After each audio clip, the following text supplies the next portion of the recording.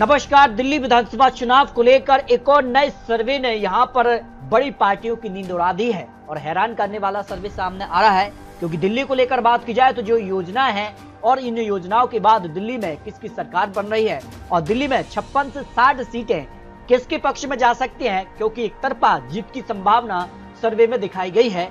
तो केजरीवाल क्या यहाँ पर अपनी जो योजना है, जो महिला सम्मान योजना है 2100 रुपए या इस योजना के दम पर, या फिर कांग्रेस की बात की तो कांग्रेस ने भी यहाँ पर 2500 रुपए की घोषणा की है, लेकिन भारतीय जनता पार्टी की तरफ से कोई बड़ी योजना अब तक सामने नहीं आई। तो इस हिसाब से अगर बात की जाए तो क्या आपकी सरकार यहाँ पर लोग बदलना चाहते हैं, तो हाँ कहने वाले 46%, नहीं कहने वाले 49%, जो सी वोटर का सर्वे सामने आया है, यानी बराबर की टक्कर दिल्ली में दिखाई दी है। और इसकी अगर बात की जाए तो आम आदमी पार्टी की मुफ्त के जो वादे हैं, जो 7 रेवड़ी, इसके अलावा बात की जाए तो हाल ही में आम आदमी पार्टी ने कई बड़ी योजनाएं लागू की हैं। संजीवनी योजना या फिर महिला सम्मान योजना, जो कि अब 2100 रुपए की बात की जा रही है, जबकि कांग्रेस पार्टी ने 2500 रुपए की बात की है। अगर आम आदमी पार्टी को इस वादे का फायदा मिलता है, जो महिला वोट है, क्योंकि कई राज्यों में इस योजना का फायदा हमेशा सत्ता पक्ष को मिला है, चाहे हरियाणा चुनाव की बात की जाए या महाराष्ट्र की बात की जाए, झारखंड की बात की जाए, ये वो राज्य ऐसे हैं जहां जिसकी सरकार है, फायदा उसको ही इस योजना का मिला है। तो आम आदमी पार्टी को 55% वोट शेयर जा सकता है। इस योजना का सीधा फायदा महिला अगर वोट है आम आदमी पार्टी से जुड़ती है, इस योजना का फायदा मिलता है। और बीजेपी से 39% और कांग्रेस से 5% लोग इस योजना के बाद जुड़ सकते हैं, जो वोट शेयर सामने आ रहा है। उस हिसाब से अगर बात की जाए तो आम आदमी पार्टी को जो मुफ्त के वादे हैं और जिस कार के उन्होंने ऐलान किए हैं विधानसभा चुनाव से पहले, तो आम आदमी पार्टी को 56 से 60 सीटों का अनुमान टाइम्स नाउ यहाँ पर जेबीसी का जो सर्वे सामने आया उसमें दिखाया गया, जबकि भारतीय जनता पार्टी 10 से 14 सीट और कांग्रेस खाता खोलने में यहाँ पर मुश्किलें खड़ी करती नजर आ रही है। यानी सीधे तौर पर आम आदमी पार्टी और भारतीय जनता पार्टी, लेकिन आम आदमी पार्टी अगर जो मुफ्त के वादे हैं ये काम करते हैं तो एक तरफा जीत की तरफ बढ़ेगी, जो सर्वे के सामने आंकड़े आ रहे हैं। जबकि आपके अगर मुफ्त वादे महिला पुरुष वोट की बात की जाए तो आम आदमी पार्टी को 51% वोट शेयर और भारतीय जनता पार्टी को 40% और कांग्रेस पार्टी को करीब 6% वोट शेयर जाने की संभावना ओपिनियन पोल के हिसाब से लगाई जा रही है। जबकि अगर बात की जाए बीजेपी अगर कुछ बड़े ऐलान करती है, यहाँ पर अपने घोषणा पत्र में लागू करती है, जिस तरह से उन्होंने हरियाणा चुनाव में, इसके अगर बात की जाए तो महाराष्ट्र में जिस कार से यहाँ पर लाड़की जो बहना थी उसका फायदा मिला, महाराष्ट्र फिर एनडीए सरकार बनी है।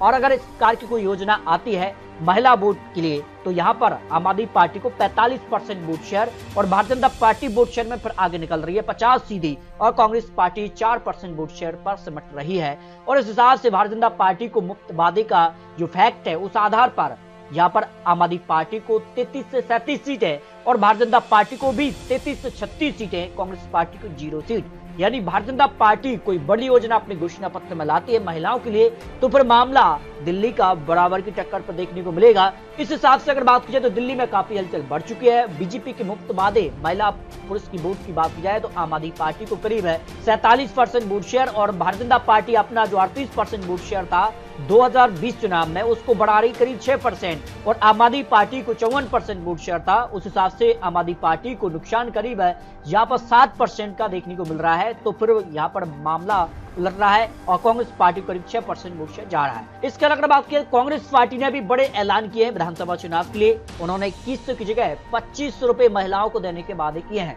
अगर कांग्रेस का जो मुफ्त वादे इफेक्ट है वो काम करता है तो आम आदमी पार्टी को 37 से 41 सीटें मिल सकती हैं, जबकि भारतीय जनता पार्टी को 27 से 33 सीट और कांग्रेस पार्टी को 0 से 2 सीट। यानी बात की जाए तो कांग्रेस पार्टी को इस जो वादा है, मुफ्त का वादा है, इस पर काम करती नजर नहीं आ रही है, क्योंकि दिल्ली के अंदर 2 ही पार्टियों के बीच मुख्य टक्कर दिखाई दे रही है। यानी इन जो पार्टियां अगर वो कुछ बड़े ऐलान करती हैं तो फिर सीधा फायदा मिल सकता है कि या तो भारतीय जनता पार्टी को 40% वोट शेयर और आम आदमी पार्टी 44% वोट शेयर, कांग्रेस को 7% वोट शेयर। यानी कांग्रेस का वोट शेयर यहाँ पर बात की जाए तो ज्यादा बढ़ेगा नहीं, लेकिन भारतीय जनता पार्टी का वोट शेयर बढ़ रहा है लेकिन उतनी सीटें नहीं मिल रही हैं जो यहाँ पर आंकड़े सामने आ रहे हैं। जबकि दिल्ली को लेकर कुछ और आंकड़ों की बात की जाए तो आम आदमी पार्टी जो पार्टी बनी है वो कांग्रेस के वोट शेयर से ही आम आदमी पार्टी बनी है। तो ये वो बड़ा कारण है जिस कारण से ही कांग्रेस ने इस बार आम आदमी पार्टी के खिलाफ चुनाव लड़ने का ऐलान किया है और जमकर निशाना आम आदमी पार्टी पर कांग्रेस साध रही है।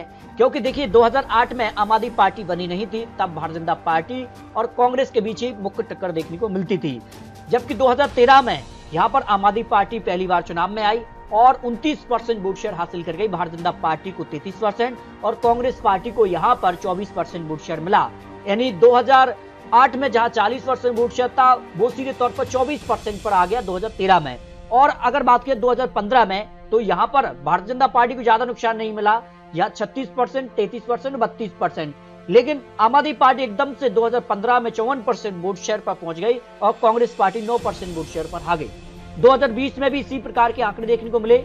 आम आदमी पार्टी को 53% vote share, Bharatiya Janata party को 38% और कांग्रेस पार्टी को 4% वोट शेयर मिला। यानी पंजाब और दिल्ली के अंदर दो राज्यों को लेकर अगर आम आदमी पार्टी की सरकार है तो इससे पहले कांग्रेस पार्टी की सरकार थी।